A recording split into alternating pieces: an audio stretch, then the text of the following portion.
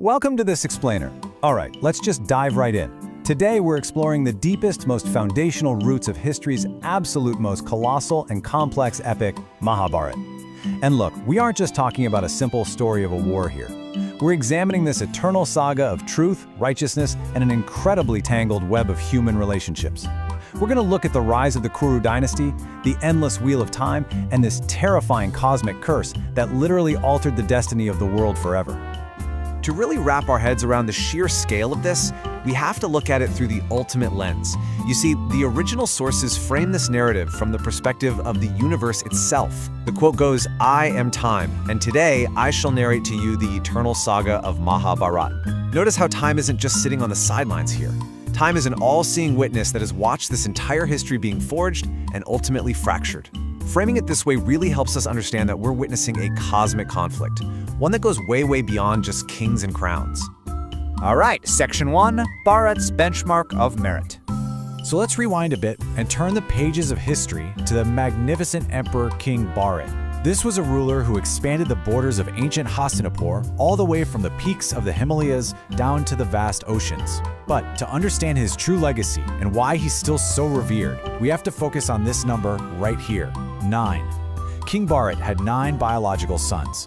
Now, in an era where literally everything was dictated by bloodline, you'd completely expect one of these 9 sons to inherit the throne, right?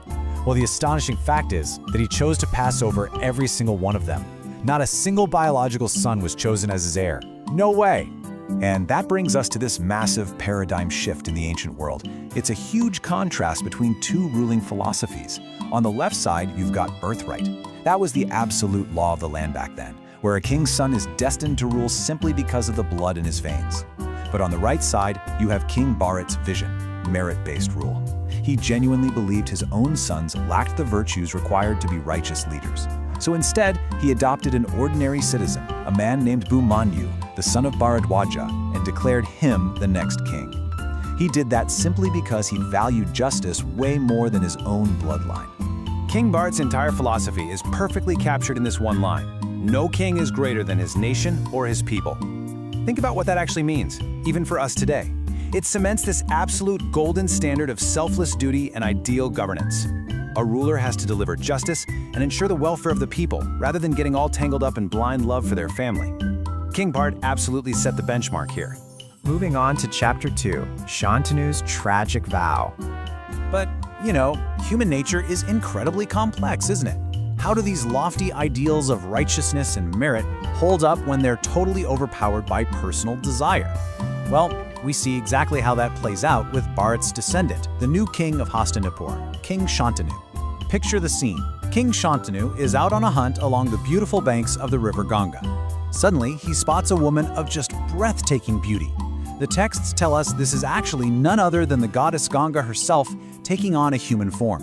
And King Shantanu, he completely loses his heart at first glance. Without a second thought, completely blinded by instant infatuation, he walks right up and proposes marriage to her on the spot. But goddess Ganga doesn't just say yes. She lays down 2 incredibly harsh conditions for this marriage. First, you must never question my actions, no matter what I do. And second, if you ever question me, I will leave you forever, in that exact moment. Now, a wise ruler who was actually following King Bharat's example might, pause here and think it over. But Shantanu, he is so blinded by love that he happily puts all his power and authority at stake, accepting her terms without a single moment of hesitation. Which brings us to Part 3, the cruel wheel of time. In this blind acceptance pushes our story right into incredibly dark, emotional territory. It sets off a truly terrifying cycle. Just walk through the agonizing horror of these first 7 years with me. In the first year, their first royal son is born, and Gangjali immediately takes the baby to the river and drowns him. Year 2, the second son meets the exact same fate. And this chilling sequence just continues, mercilessly. By the 7th year, the 7th newborn is systematically taken to the crashing waves of the river. And what is King Shantanu doing through all of this? He's just watching, in agonizing silence. His hands are completely tied by the chains of that blind vow he made. The sheer burden of this silence pushes the king into a deep, dark abyss of guilt. It's like this royal priest in the lore profoundly observes, a vow that obstructs your justice is not a vow, but a curse. Shantanu placed his personal oath to his wife way above his kingdom and his own righteousness. This is a brilliant, albeit tragic, illustration of how the very foundation of the empire was being completely hollowed out from within because the leader was failing his supreme duty. Chapter 4: The Curse of the Vasus. Okay, brace yourselves, because a massive cosmic twist is about to completely flip your understanding of these seemingly cruel murders. To get it, we have to look up to the heavens and define who the actual players are here. The texts introduce us to the Vasus. They're these 8 celestial beings, lords of the elements.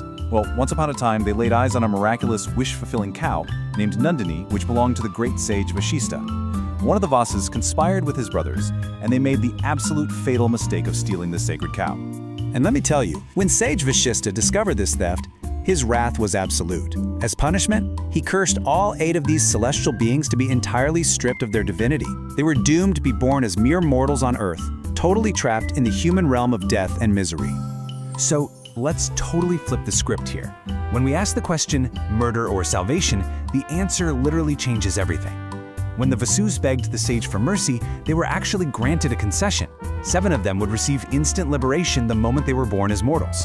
And goddess Ganga had actually promised the Vasus beforehand that she would be their earthly mother and immediately free them from the miseries of human life. So you see, when Ganga was drowning those newborns, she wasn't murdering her children at all. She was keeping a divine promise. She was actually saving them. Chapter 5: Salvation of the 8th. And this brings us to the absolute climax of this chapter. The births of the first 7 were essentially a cosmic rescue mission. But the 8th child, entirely different story. This child is the reincarnation of the principal Vasu, named Dhru.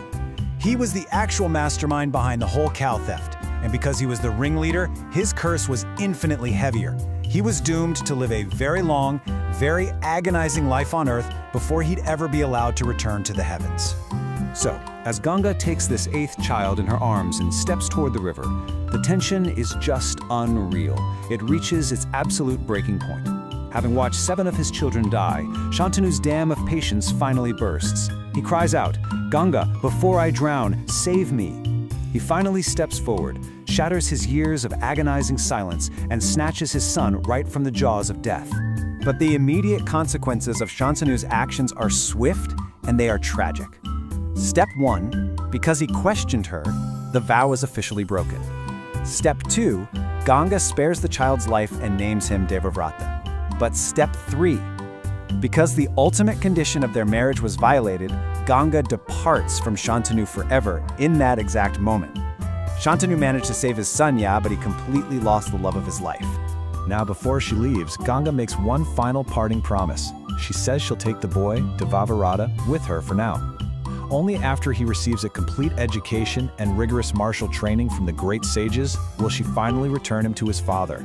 And, as the ancient texts tell us, this very child, Devavrata, the one who bore that heavy curse of a long earthly life, would later be immortalized in history as the mighty, unstoppable warrior Bhishma. Which leaves us with this final, incredibly powerful thought from the voice of time.